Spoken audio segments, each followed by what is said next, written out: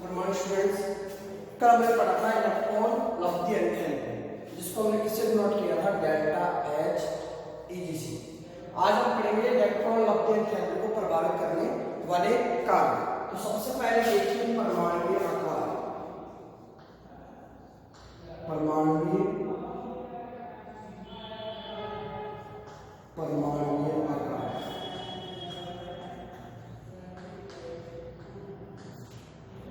परमाणुीय आकार। देखो परमाणुीय आकार किस प्रकार प्रभावित करता है इलेक्ट्रॉन लब्धि एंथैल्पी को। ये हमारी क्या है, इलेक्ट्रॉन लब्धि एंथैल्पी। परमाणुीय आकार उसके व्युत्क्रमानुपाती होता है। परमाणुीय आकार क्या होता है, व्युत्क्रमानुपाती होता है। जैसे जैसे परमाणु का आकार बढ़ता है वैसे वैसे इलेक्ट्रॉन लब्धि एंथैल्पी का मान क्या होता जाता है, कम होता जाता है। तो मैं कह दूं यदि परमाणुीय आकार बढ़ रहा है, परमाणुीय आकार यदि बढ़ता है तो डेल्टा एच ईजी का मान घटता है। अगर ये परमाणुीय आकार घटता है तो इसका मान क्या होता है, बढ़ता है। एक दूसरे के व्युत्क्रमानुपाती होते हैं, एक घटता है तो दूसरा क्या होता है, बढ़ता है। और हम जानते हैं कि आवर्त में ऊपर से नीचे जाने पर आवर्त में आकार क्या था, बढ़ता था। आकार क्या था, बढ़ता था। तो यहाँ पे मैंने लिखा क्या, इलेक्ट्रॉन लब्धि एंथैल्पी डेल्टा एच ईजी। अब ये आकार बढ़ता था, यहाँ पे क्या हो जाएगा, ठीक है, घट जाता है क्या, इलेक्ट्रॉन लब्धि एंथैल्पी का मान। और हम जानते हैं इधर जाने पर परमाणु आकार क्या हो रहे थे, आकार घट रहा था।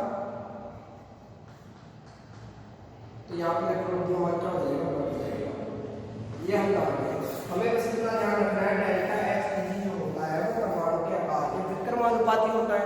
जैसे जैसे परमाणु का आकार बढ़ता है वैसे वैसे इलेक्ट्रॉन लब्धि एंथैल्पी का मान घटता है। आगे देखो दूसरा पॉइंट।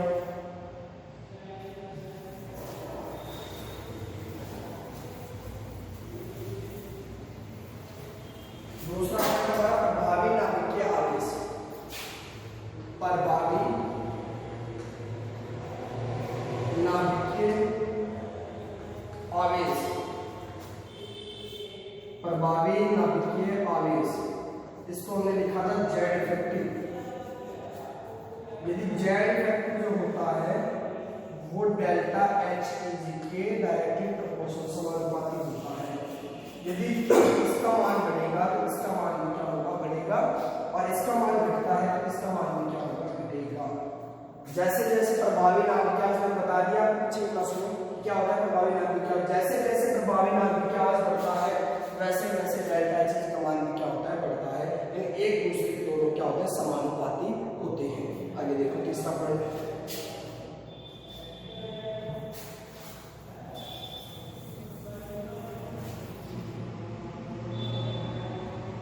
तीसरा हमारा है परिरक्षण प्रभाव। परिरक्षण प्रभाव। परिरक्षण प्रभाव ये हमारे डेल्टा एच ईजी के क्या होता है, व्युत्क्रमानुपाती होता है। यदि परिरक्षण प्रभाव बढ़ता है तो डेल्टा एच ईजी का मान घटेगा, और अगर ये घटता है तो इसका मान क्या होगा, बढ़ेगा। ये रिलेशन में ध्यान रखना है किसके लिए, परिरक्षण प्रभाव। तो हमने तीन चीजें देखी, परमाणु का आकार, प्रभावी नाभिकीय आवेश और परिरक्षण प्रभाव। अपना अपना क्या डाल रहे हैं, इलेक्ट्रॉन लब्धि एंथैल्पी पे प्रभाव डालते हैं। आगे देखिए चौथा जो हमारा है वो है स्टेबिलिटी, स्थायित्व। चौथा क्या है, स्थायित्व। हम जानते हैं कि परमाणु के अंदर क्या है, अर्ध पूर्ण भरे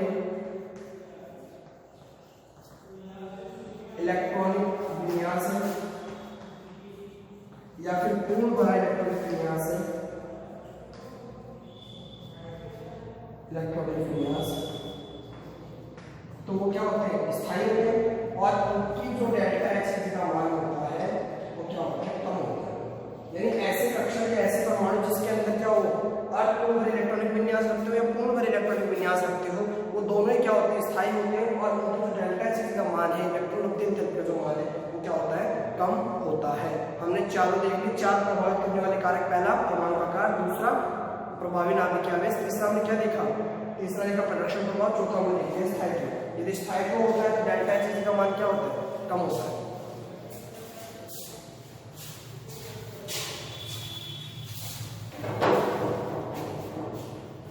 अब हम देखेंगे आवर्त के अनुदिश आवर्तता, आवर्त की अनुदिश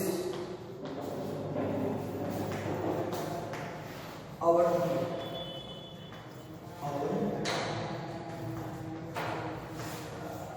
देखिए अब हम बात कर रहे हैं किसकी, डेल्टा एच की।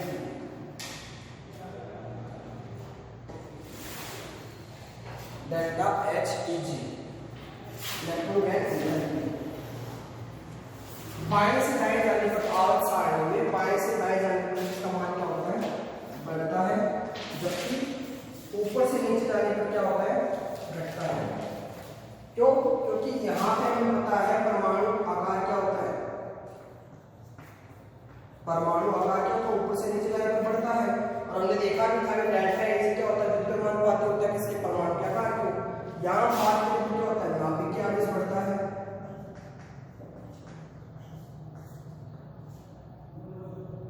नाभिकीय आवेश बढ़ता है, आयनिक एनर्जी क्या होती है, बढ़ती है। इसलिए ये क्या होता है, यहाँ पे डेल्टा एच का मान क्या होता है, बढ़ जाता है। ये हम आवर्त के अनुदिश देखेंगे, जैसे जैसे बाएं से दाएं जा रहे हैं तो डेल्टा इलेक्ट्रॉन गैन एनर्जी है जो हमारे पास वो क्या होती है, बढ़ जाती है, जबकि नीचे जाने पर क्या हो जाती है, घट जाती है। आगे देखो एक एग्जांपल देखते हैं पीरियड 2 में।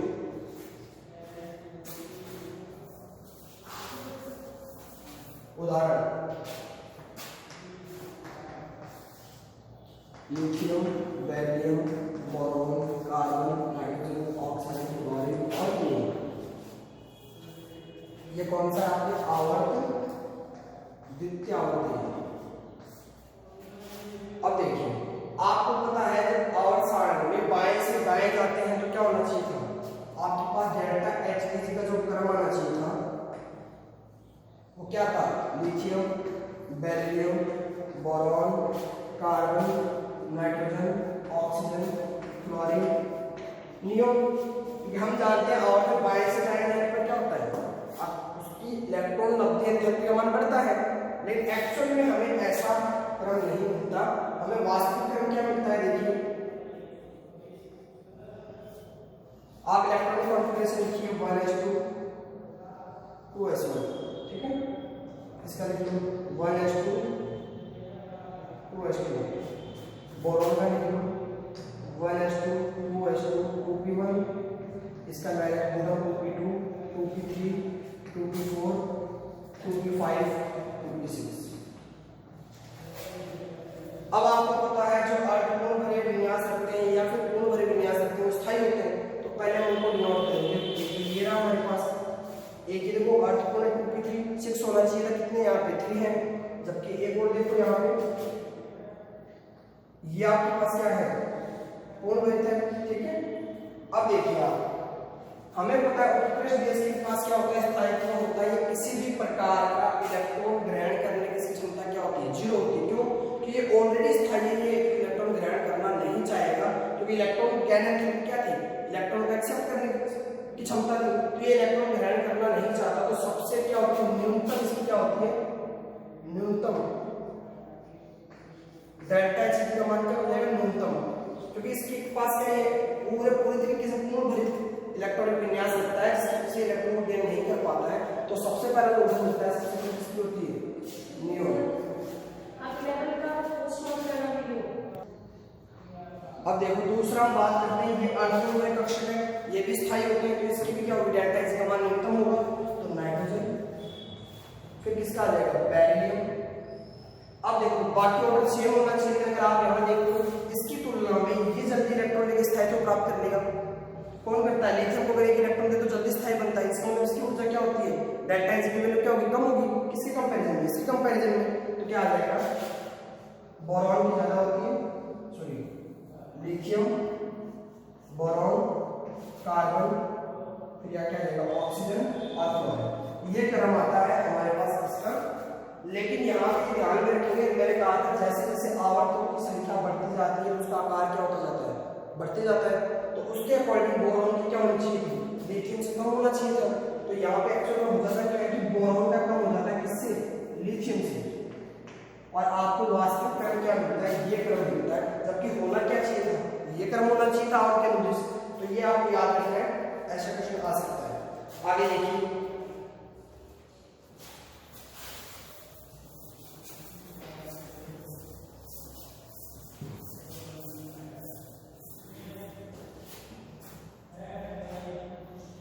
फिर हम बात करते हैं वर्ग की। मैं वर्ग लेता हूं यहां पर 14, 15, 16 और 17। 14 वाले को हम जानते हैं क्या थे, यहाँ पे कार्बन,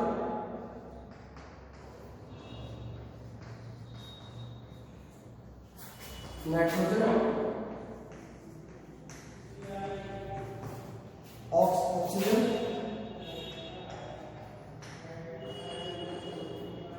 और फ्लोरीन। ये आपके पास क्या दे रखे हैं, वर्ग दे रखे हैं।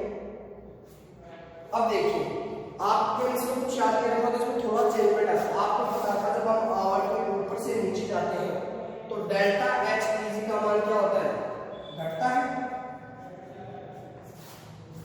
डेल्टा एच का मान क्या होता है, घटता है। तो ऊपर से हम नीचे की तरफ जा रहे हैं, एक्चुअल में हमें ये नहीं मिलता होगा, इसमें यहाँ पे दो में वेरिएशन आ जाता है।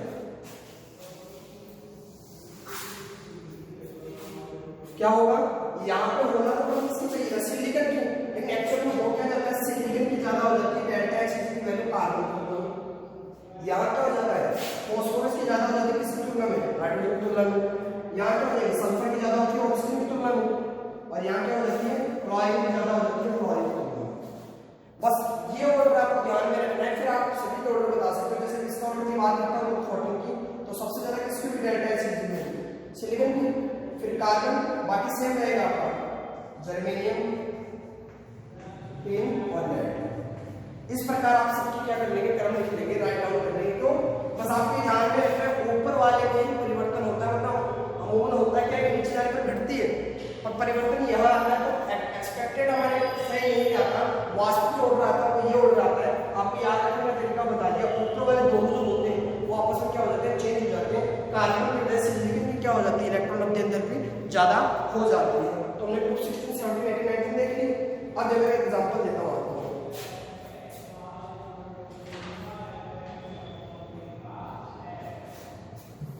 एक एग्जांपल देखते हैं।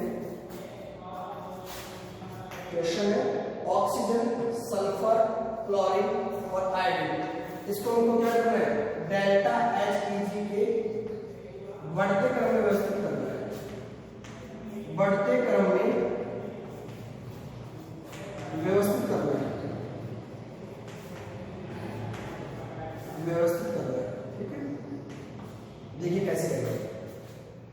अब हमें पता है कि ऑक्सीजन वाला कौन सा ग्रुप है, 16, तो मैं लिख देता हूं ये 16 ग्रुप है ऑक्सीजन, 17 ग्रुप का कौन सा है, क्लोरीन और आयोडीन, या 17 ग्रुप है। अब आपको पता है कि बाएं से दाएं जाने पर तो क्या होती है, बढ़ती है डेल्टा एच की वैल्यू, और ऊपर से नीचे जाने पर घटती है। तो देखिए आप सभी को पता है जो 17 ग्रुप हुआ है उसकी वैल्यू क्या होगी, डेल्टा एच की ज्यादा होगी। तो मैं यहां लिखता हूं उसका 17 वैल्यू। फिर मैं देखता हूं कि नीचे जाने पर क्या होती थी, घटती थी। तो नीचे जाने पर घटती तो क्लोरीन की क्या हो गई थी, ज्यादा हो गई थी डेल्टा एच की वैल्यू। तो हमारे पास जो ऑर्डर है वो क्या जाएगा, सबसे ज्यादा क्लोरीन की, फिर आयोडीन। अब गलती कहां हो जाती है, हम इसको नीचे घटता हुआ बताते हैं तो इसको सल्फर को कम कर देते हैं। मैंने कहा ऐसा नहीं होता, सल्फर की क्या होती है, ज्यादा होती है ऑक्सीजन से। तो यहाँ पे क्या जाता है, सल्फर और ऑक्सीजन, ये आपके पास क्या आ जाता है, इसका बढ़ता हुआ क्रम आता है। क्लोरीन की क्या होती है, सबसे ज्यादा किस इलेक्ट्रॉन मध्यम हेल्प करती है, किसके कंपैरिजन में, आयोडीन, सल्फर और ऑक्सीजन के कंपैरिजन में। गलती यहाँ होने की संभावना रहती है नो एलिमेंट्स में, ये ध्यान रखेंगे आप। अगर आपसे एक क्वेश्चन और देता हूं मैं आपको,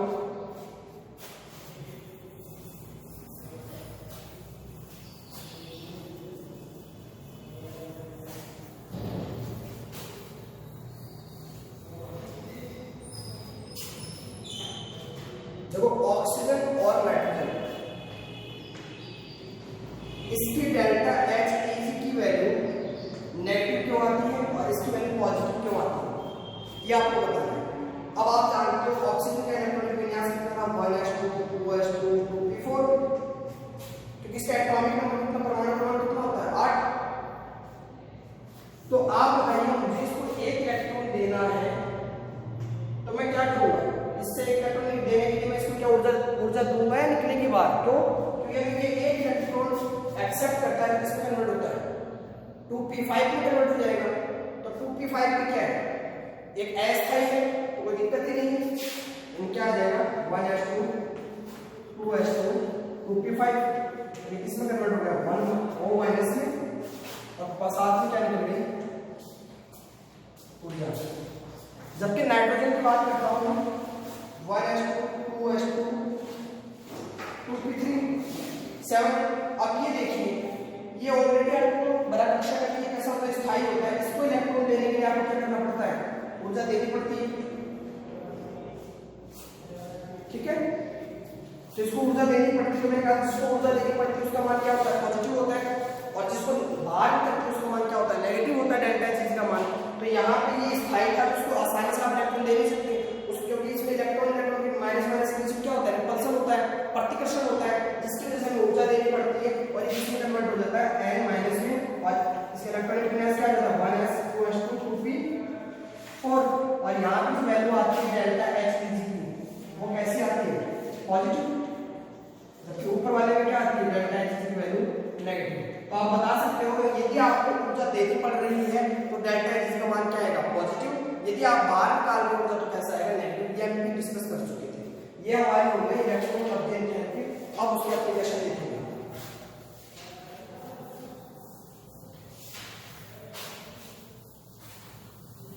इलेक्ट्रॉन अध्ययन थेरेपी के अनुप्रयोग, इलेक्ट्रॉन अध्ययन थेरेपी के अनुप्रयोग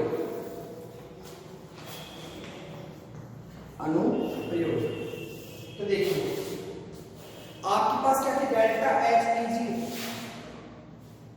माइनस आयनाइजेशन एनर्जी या आयन ऊर्जा, इसको आपने क्या बोला है आयन ऊर्जा।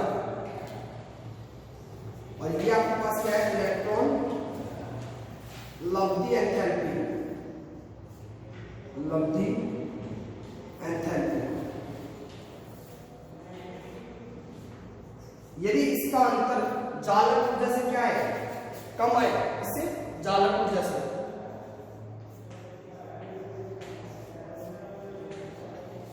यदि कम आता है जालक ऊर्जा से तो यहाँ पर जो बंध बनता है वो कैसा बनता है आयनिक बनता है। और यदि ये मान इससे ज्यादा आता है, इससे जालक ऊर्जा से ज्यादा आता है तो यहाँ जो बंध बनता है वो कैसा बनता है सहसंयोजक। इससे पहला आपको उपयोग क्या कर दिया हमने बंध का प्रकृति, बंध की प्रकृति कैसे पता करते हैं, यदि हम निकालते हैं इसमें आयनिक ऊर्जा इलेक्ट्रॉन लब्धि में अंतर निकालते, वो अंतर यदि जालक ऊर्जा से आपका कम आता है तो कैसा होता है आयनिक, और ज्यादा होता है तो क्या होता है सहसंयोजक। जैसे मैं एक उदाहरण देता हूं आपको सोडियम का NaCl का एग्जांपल देखिए, NaCl तो Na के लिए आयनाइजेशन एनर्जी कितनी होती है, Na के लिए आयनिक ऊर्जा जो आपके क्वेश्चन में गिवन रहेगी आपको 496 किलो जूल मोल इनवर्स। जबकि आपके पास आयनिक ऊर्जा क्लोरीन में कितनी आएगी 348, क्या आएगी डेल्टा एच की जो वैल्यू आएगी वो कितनी आएगी 348। अब आप इसको माइनस करोगे तो कितना आ जाता है आपके पास, ये कुछ वैल्यू आएगी 148 के आसपास, ठीक है 148 आएगी, जो कि जालक ऊर्जा से क्या होती है कम होती है। आपको जालक ऊर्जा का मान भी दिया हुआ रहेगा, उससे ही क्या होती है कम होती है। तो यहाँ पे जो बॉन्ड बनता है NaCl वो कैसा बनता है आयनिक बनता है। यानी आपको क्या क्या दिया रहेगा वहां पे, इलेक्ट्रॉन लब्धि एंथैल्पी का मान दिया हुआ रहेगा, आपको आयनिक ऊर्जा का मान दिया हुआ रहेगा और जालक ऊर्जा का मान गिवन रहेगा। फिर आपको ये देखना है इन दोनों का अंतर यदि इससे कम आता है तो कैसा आयनिक है, और ज्यादा है तो क्या होगा सहसंयोजक। बस इतना ध्यान रखना। दूसरा देखिए, दूसरा वीडियो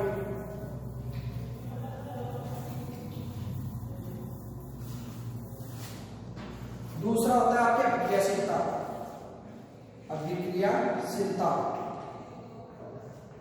रिएक्शन करने की शक्ति होती है, क्षमता को क्या बोलते हैं, विक्रियाशीलता। ये जो होती है वो क्या होती है, डेल्टा एच इजी के डायरेक्टली समानुपाती होती है। यदि डेल्टा एच इजी का मान बढ़ता है तो उसकी विक्रियाशीलता भी क्या होती है, बढ़ती है। इसका मान कम होगा तो इसका मान भी क्या होगा, कम होगा।